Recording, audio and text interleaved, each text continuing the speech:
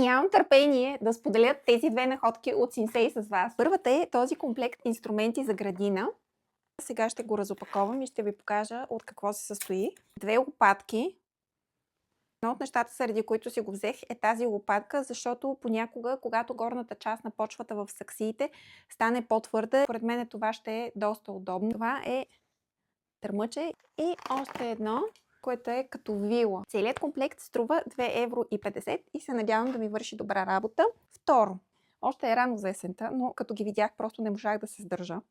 Купих бели тениски за ученика за на есен, малко по-голям размер. А тениските са от 100% памук, много са мекички, по-тънки са от тези, които той има в момента и бих казала даже, че са така леко прозрачни. Не знам колко ще бъдат издръжливи. От Синсей не съм купувала. Някой, ако е купувал, може да каже какъв е неговия опит. Цената на един комплект е 4,99, 5 евро.